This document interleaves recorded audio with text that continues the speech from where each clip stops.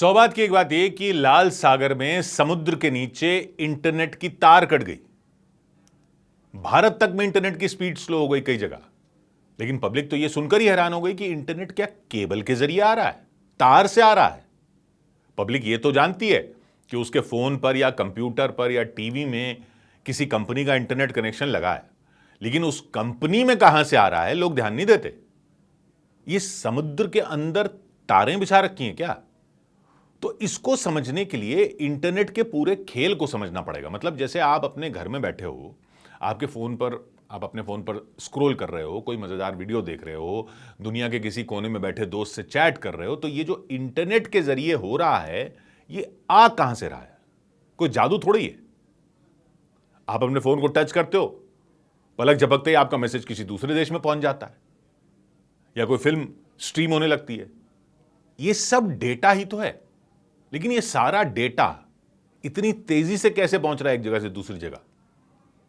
आपका video, message, email आपके phone से हजारों मील दूर किसी और के फोन तक कैसे पहुंच जाता है? आप सोच रहे हो ये सब वाईफाई राउटर या सेल टावर से हो रहा है, मोबाइल टावर से हो रहा है। वो हो रहा है, ठीक है, लेकिन उससे आगे कहां जा रहा है? यहां से आपके फोन से मोबाइल टावर, फिर कहां? वहां से दूसरे देश कैसे जा रहा है? तो ये जो सिस्टम है ये समुद्र के नीचे बिछा हुआ है। समुद्र के नीचे तारें बिछी हुई हैं, अंडर सी, समुद्र के नीचे अंडर सी केबलें बिछी हुई हैं। इनके बिना इंटरनेट नहीं चल सकता। आप भारत में हो, आप वीडियो देखना चाहते हो, वो अमेरिका में स्टोर हुआ है, बड़े कंप्यूटर में स्टोर होता है, जिसको कहते हैं सर्वर। ये सर्वर समझ लो एक बहुत बड़ी लाइब्रेरी की तरह होता है, जिसमें अरबों वीडियो पड़े हुए हैं, फोटो पड़ी हुई हैं, वेबसाइट हैं तरह तरह की। आपने दबाया प्ले का बटन तो आपका फोन सर्वर को बोलता है भाई वो वीडियो भेजो, यहां चलाना है। लेकिन यह संदेश दुनिया के उस पार तक कैसे पहुंचता है? हवा में तैरता हुआ जाता है क्या, या सैटेलाइट में जाता है? ना, यह जाता है समुद्र में बिछी हुई तारों के जरिए, अंडर सी केबलों के जरिए बिजली की तेजी से इस सर्वर तक पहुंचता है। जब आप इंटरनेट चलाते हो तो आपका फोन या कंप्यूटर एक लोकल नेटवर्क से जुड़ा होता है। हो सकता है आपके घर में वाईफाई राउटर हो, या मोबाइल डेटा यूज कर रहे हो तो वो मोबाइल टावर से आ रहा है। ये ऐसे जैसे आपके घर के पास की छोटी सड़क है। आपकी जो रिक्वेस्ट है वीडियो की, पहले इन छोटी सड़कों से वहां गई जिस कंपनी की इंटरनेट सेवा आपने ली हुई है। अब जैसे आपने बोला फलां वीडियो देखना है, तो वो वीडियो उस कंपनी के पास थोड़ी पड़ा है जो आपको इंटरनेट दे रही है। उसको तो वो वीडियो आपके फोन तक लाने के लिए उस सर्वर तक पहुंचना है जहां वो वीडियो स्टोर किया हुआ है, और वो शायद किसी दूसरे देश में हो। इसके लिए वो आपकी रिक्वेस्ट को दुनिया भर में फैली हुई केबलों के बड़े जाल के जरिए भेजती। इनमें ज्यादातर तारें समुद्र के नीचे बिछी हैं। इन केबलों को आप डेटा ले जाने वाले बड़े बड़े पाइप की तरह समझ लो। बस इनमें पानी नहीं होता, डेटा बहता है, ये मान लो। मोटी तारें नहीं होती हैं, सर के बाल से भी महीन होती हैं ये एक एक तार। ऑप्टिकल फाइबर कहते हैं, ऑप्टिकल फाइबर। बिजली की तारों में करंट जाता है, इनमें करंट नहीं जाता, इनमें जाती है लाइट, रोशनी। डेटा जो है वो रोशनी बन के जाता है। जैसे आप टॉर्च की रोशनी को एक लंबी ट्यूब के जरिए भेज रहे हो, तो जो भी संदेश होता है या आवाज होती है या वीडियो होता है वो पहले बदल दिया जाता है रोशनी में, रोशनी के सिग्नल में, और रोशनी के सिग्नल को भेजते हैं इन तारों के जरिए। बिजली के तारों में करंट दौड़ता है, इन ऑप्टिकल फाइबर में रोशनी के सिग्नल दौड़ते हैं और रोशनी की स्पीड से जाते हैं, लाइट की स्पीड से, तभी तो इतना जल्दी पहुंच जाते हैं। आप बटन दबाते हो, वीडियो देखना है, उसका बन जाता है एक लाइट सिग्नल, रोशनी का सिग्नल, वो दौड़ता हुआ पहुंच जाता है सर्वर तक, सर्वर में पड़ा हुआ है वीडियो, अब वीडियो भी बन जाता है फिर लाइट सिग्नल, वो भी रोशनी, क्योंकि उसको भी इन्हीं तारों से आना है, वो भी रोशनी बनकर आता है आपके पास तक। यहां जब आ जाता है तो फिर रोशनी को फिर वीडियो में बदल देते हैं। यहां से रिक्वेस्ट गई, रोशनी में बदली, वहां पहुंची वीडियो, वीडियो रोशनी में बदला, रोशनी तार से आई, फिर रोशनी को वीडियो में बदल दिया, आपने वीडियो देखा। अब सवाल यह कि यह केबल समुद्र में कैसे बिछाई जाती है? कोई तार पानी में फेंक देता है क्या? खास जहाज होते हैं, केबल लेइंग शिप्स, वो ये काम करते हैं। जैसे पतंग की डोर की चरखियां होती हैं ना, तो ये जहाज बड़ी बड़ी चरखियों में केबल ले जाते हैं। कभी कभी 10-10 हजार किलोमीटर तक लंबी केबल ले जाते हैं, 10,000 किलोमीटर। समुद्र भी तो सोचिए ना कितना विशाल है। तो जहाज बढ़ता रहता है, चरखी खोल खोल कर तार डालते रहता है। केबलों को बहुत मजबूत बनाया जाता है, स्टील और प्लास्टिक की परत से लपेटा जाता है, क्योंकि पत्थर हैं, नीचे मछलियां हैं, जहाज़ों के लंगर हैं जो उनसे बचना है।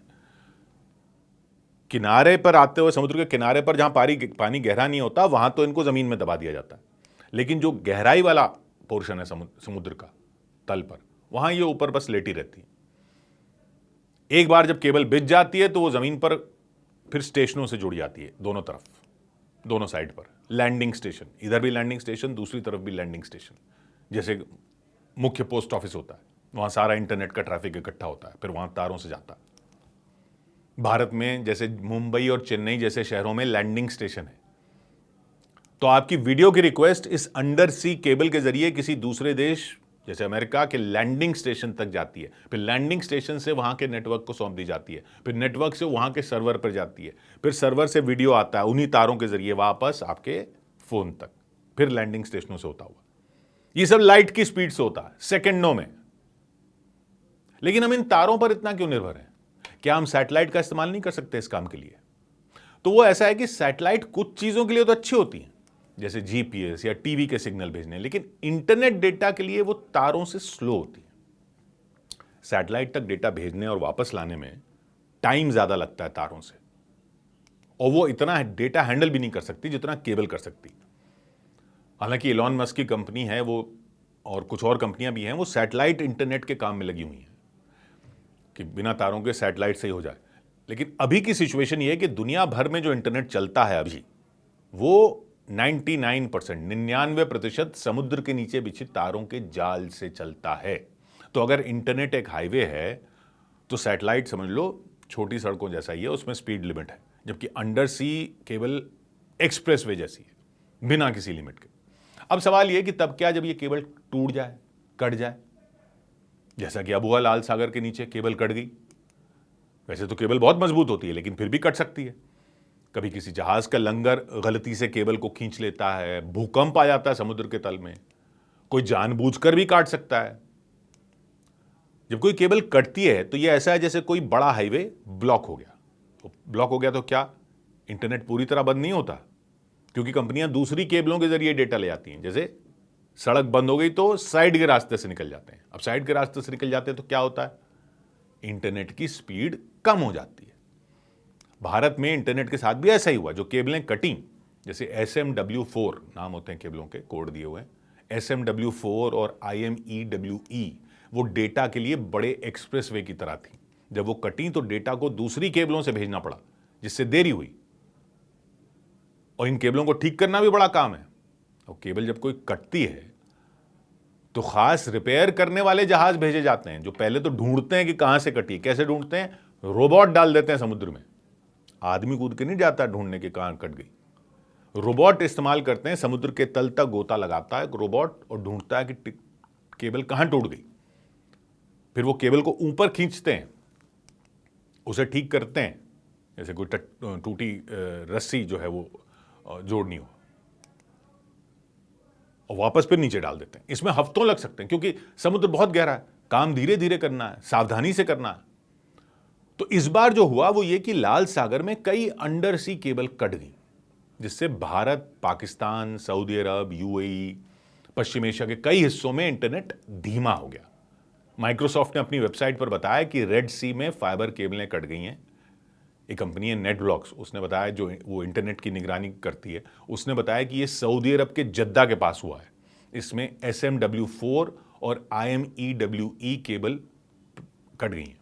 SMW4 क्या है? ये SMW4 south east Asia, middle east, western Europe 4 ये केबल का नंबर है, यानी साउथ ईस्ट एशिया से मिडिल ईस्ट से वेस्टर्न यूरोप तक जा रही है। इसको भारत की टाटा कम्युनिकेशंस चलाती है।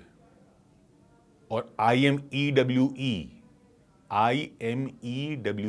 India, middle east, western Europe, यानी भारत से पश्चिम एशिया से यूरोप तक जा रही है।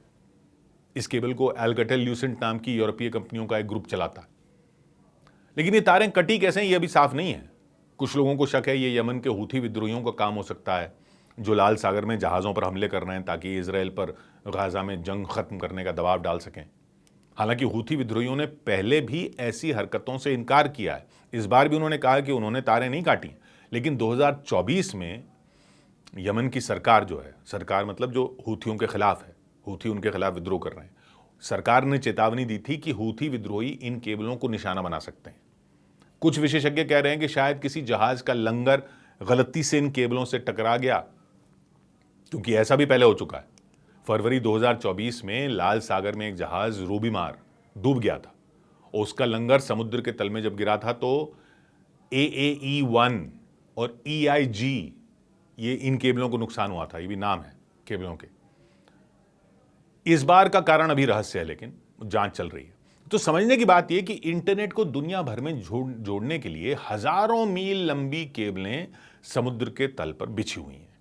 ये केबल इतनी सारी हैं कि अगर इन्हें सीधा करके बिछाया जाए ना, तो ये धरती को कई बार लपेट सकती हैं।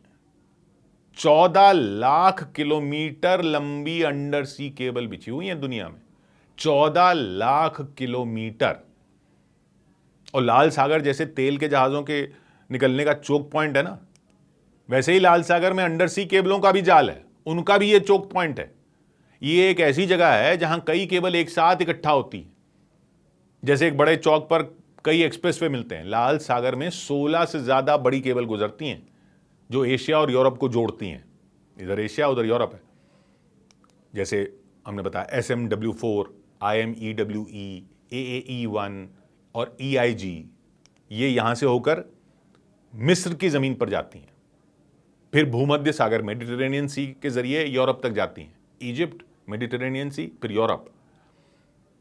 लेकिन लाल सागर में इतनी तारें क्यों डाली गई हैं? क्योंकि रास्ता छोटा भी पड़ता है और समुद्र यहां ज्यादा गहरा भी नहीं है, जिससे केबल बिछाना आसान हो जाता है। लेकिन यही इसकी कमजोरी भी है, क्योंकि यहां जहाजों का आना जाना बहुत है और लंगर या किसी हमले से केबलों को नुकसान भी हो सकता है। इसके अलावा अटलांटिक महासागर में जो अमेरिका और यूरोप को जोड़ता है, वहां ढेर सारी केबलें बिछी हुई हैं अमेरिका और यूरोप के बीच। न्यूयॉर्क, लंदन, पेरिस जैसे बड़े शहरों को जोड़ती हैं।